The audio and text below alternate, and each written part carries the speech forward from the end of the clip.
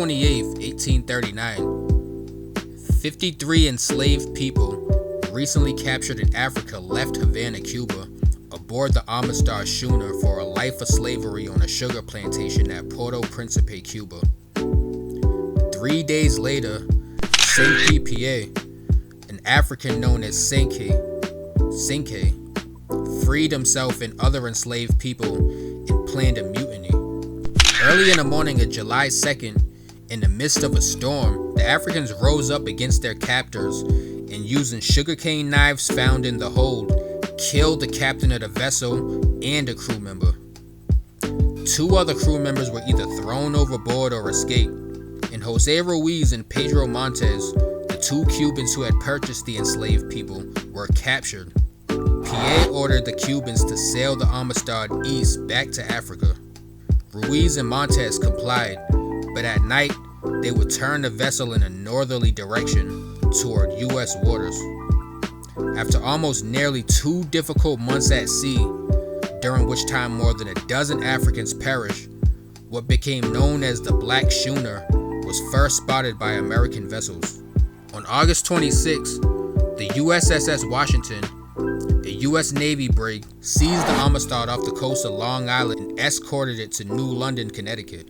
Ruiz and Montes were freed, and the Africans were imprisoned pending an investigation of the Amistad Revolt. The 2 Cubans demanded the return of their supposedly Cuban-born enslaved people, while the Spanish government called for the Africans' extradition to Cuba to stand trial for piracy and murder. In opposition to both groups, American abolitionists advocated the return of the illegally bought enslaved people to Africa. The story of the Amistad mutiny garnered widespread attention, and U.S. abolitionists succeeded in winning a trial in a U.S. court. Before a federal district court in Connecticut, Pierre, who was taught English by his new American friends, testified on his own behalf. And on January 13, 1840, Judge Andrew Judson ruled that the Africans were illegally enslaved, that they would not be returned to Cuba to stand trial for piracy and murder, and that they should be granted free passage back to Africa. The Spanish authorities and U.S. President Martin Van Buren appealed the decision, but another federal district court upheld Judson's findings. President Van Buren, in opposition to the abolitionist faction in Congress, appealed the decision again. And on February 22, 1841, the U.S. Supreme Court began hearing the Amistad case.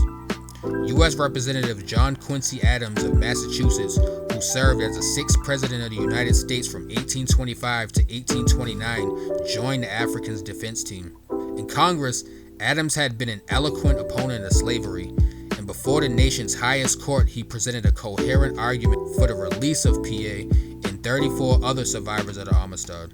On March 9, 1841, the Supreme Court ruled that the Africans had been illegally enslaved and had thus exercised the natural right to fight for their freedom.